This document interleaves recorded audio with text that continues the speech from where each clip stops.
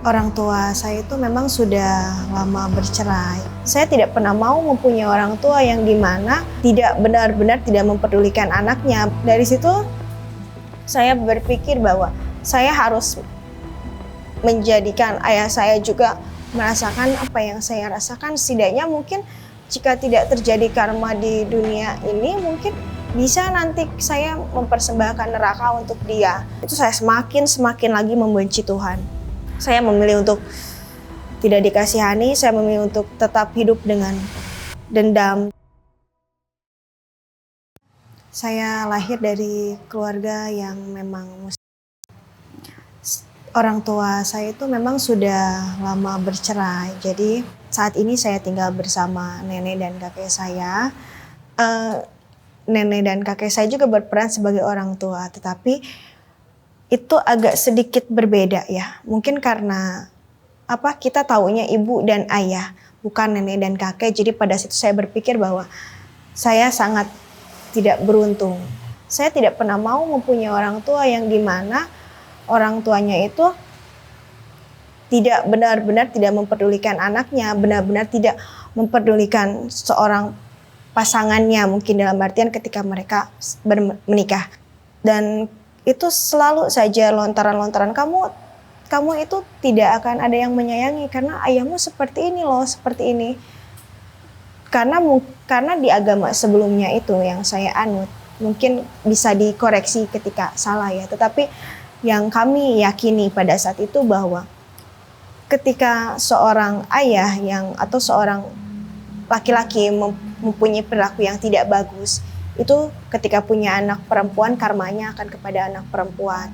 Dan juga seorang anak perempuan itu sebelum dia menikah itu dosanya ditanggung oleh ayahnya. Dari situ saya berpikir bahwa saya harus menjadikan ayah saya juga merasakan apa yang saya rasakan. Setidaknya mungkin jika tidak terjadi karma di dunia ini, mungkin bisa nanti saya mempersembahkan neraka untuk dia.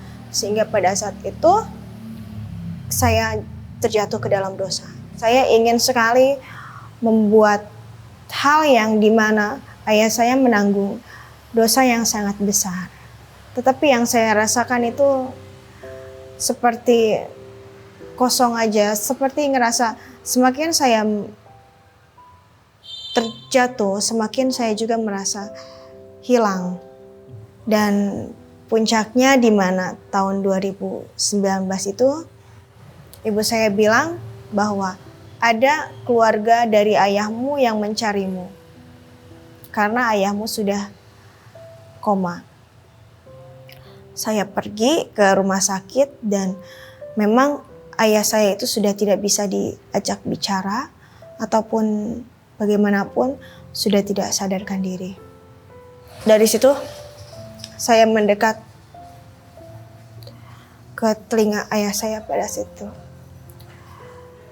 Yang pertama kali saya ucapkan bahwa saya sangat kecewa terhadap hidup yang telah kamu pilih. Kamu memilih ibuku sebagai pasanganmu dan kamu tidak bertanggung jawab dengan apa yang kamu pilih, sehingga saya yang harus menanggungnya seumur hidup saya. Dari situ ayah saya membuka matanya untuk pertama kalinya ketika kami bertemu. Dia menangis. Juga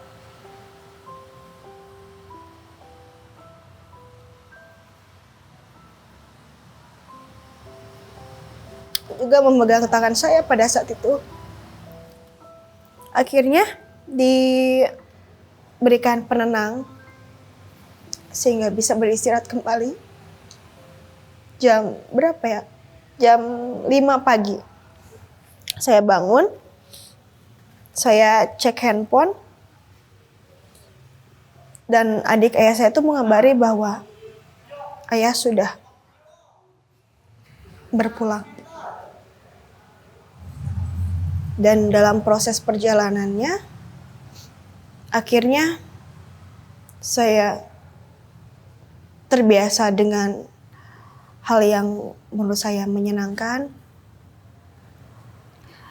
Dan saya memilih untuk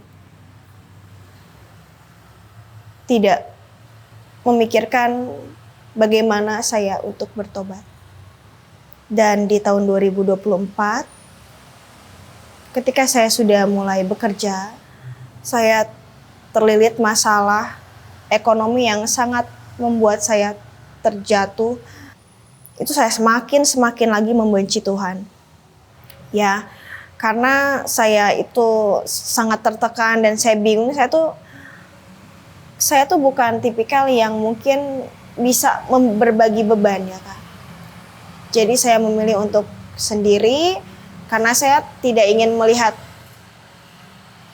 orang lain mengasihani saya. Saya memilih untuk tidak dikasihani, saya memilih untuk tetap hidup dengan dendam, juga dengan rasa hampa. Di esoknya saya buka YouTube. Dari situ saya melihat solusi karena di beranda saya ada muncul channel itu. Di situ ada satu kesaksian di mana dia juga sama mengalami pergumulan ekonomi tersebut. Ketika saya melihat videonya, saya memperhatikan secara seksama. Saya juga melihat komentar-komentarnya. Juga di situ ada tertulis di mana ketika ingin didoakan bisa menghubungi layanan doa. Melalui prosesnya itu saya menghubungilah layanan doa tersebut. Karena saya sudah sangat stres, sudah sangat bingung saya harus bercerita kepada siapa. Dan ketika proses didoakannya itu saya menangis ya Kak. Karena yang diucapkan itu cinta kasih itu sendiri. Tuhan itu tidak pernah melihat kita seperti apa. Melihat kita sebagai manusia yang istimewa. Apapun yang sudah kamu lakukan itu tetap berharga di mata Tuhan. Pada saat itu didoakan sampai jam 5 sore kalau tidak salah. Terus juga dihubungi kembali di hari yang sama jam 9 malam. Dan menurut saya itu pelayanan yang luar biasa karena dia memilih untuk mengabdikan hidupnya melayani orang yang dimana tidak kenal gitu Kak.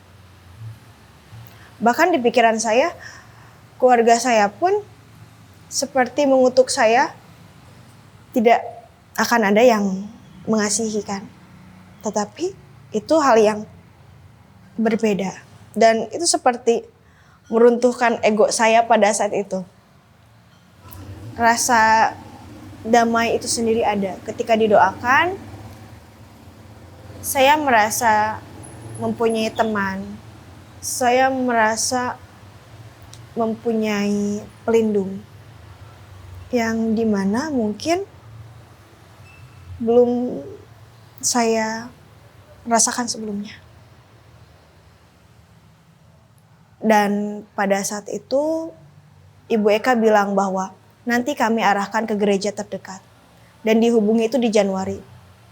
Dan pada saat itu saya disambut oleh Ibu Gembala yang sangat luar biasa. Dia menghampiri saya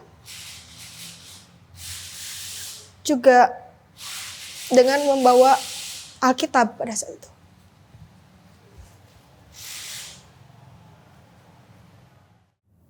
Saya merasakan Tessa itu adalah jiwa yang diberi Tuhan buat kami layani. Bagi saya Tessa itu bukan cuman orang yang baru saya kenal, tetapi dia seorang pribadi yang berharga di mata Tuhan. Apalagi saya tahu dia punya latar belakang yang punya orang tua yang meninggalkan dia. Saya satu hal yang sangat bersyukur dia terbuka. Dan saya lebih jauh mendorong dia untuk tidak depend on me, tapi depend on God, untuk dia menemukan who is Jesus. Jadi Yesus itu yang harus really dia temukan supaya dia jadi murid. Kami rindu juga dia bisa menjadi murid, bukan murid kami, tapi murid Kristus yang kami dipercaya untuk memuridkan. Itu saja. Proses perkenalan kami akhirnya gayung bersambut dengan kebutuhan Tessa dan juga kerinduan Tessa yang cukup besar untuk percaya Yesus Kristus. Itu yang pasti kami lihat mendorong Tessa untuk datang ke gereja akhirnya. Pada akhirnya Tessa mau menyerahkan diri untuk dibaptis, mengikuti kelas baptisan, setia mengikuti kelas baptisan, membaca Alkitab kita arahkan juga, tetapi masih tetap ada hal yang mungkin mengikat dia, yang perlu dalam tahapan proses untuk dia percaya kepada Yesus, untuk memantapkan panggilannya. Akhirnya dibaptis di gereja ini, dan Tessa kami lihat juga ada kemajuan yang bisa kita lihat sampai hari ini. Dan saya dibaptis itu di bulan September. Di bulan September ketika saya memilih untuk percaya Tuhan. Karena saya melihat cinta kasih di sini, bagaimana Tuhan itu memilih untuk mengorbankan dirinya agar mengerti betapa Dia mencintai kita. Itu menurut saya hal yang berharga, dan karena saya tidak tumbuh dari sana, menurut saya itu luar biasa sekali sih, Kak. Yang memilih saya untuk yakin terhadap Tuhan itu setiap janjinya, setiap firman-Nya itu tergenapi, dan setiap doa yang terucap atas namanya itu terjawab dengan waktu yang tepat. Mungkin tidak mudah, tetapi yang saya rasakan ketika saya membawa semuanya beban itu sama Tuhan, semuanya menjadi mudah atas pengiringan Tuhan itu sendiri. Seperti pada saat itu, pada akhirnya keterpurukan saya dengan ekonomi itu terselesaikan. Yang saya rasakan ketika saya sudah mengandalkan Tuhan itu beda. Saya sudah melepaskan semuanya, saya pun sudah memaafkan ayah saya. Dan saya selalu mendoakan keluarga saya juga agar selalu dalam penyertaan Tuhan. Meskipun pada akhirnya saya memilih untuk berbeda dengan mereka. Saya selalu minta sama Tuhan agar bukan hanya saya yang diampuni, tetapi keluarga saya,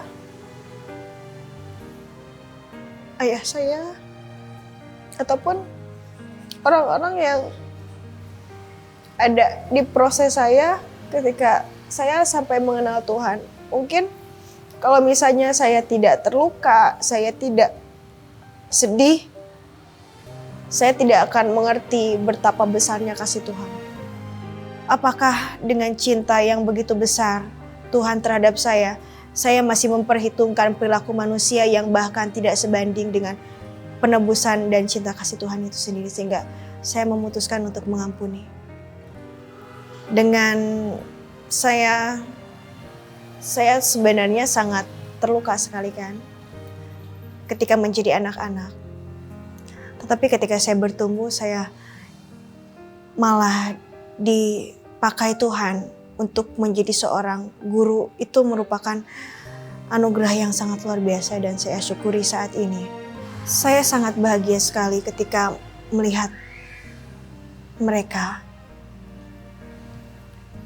Ketika tersenyum, ketika mereka mau belajar, menghampiri mereka dengan banyak mimpi yang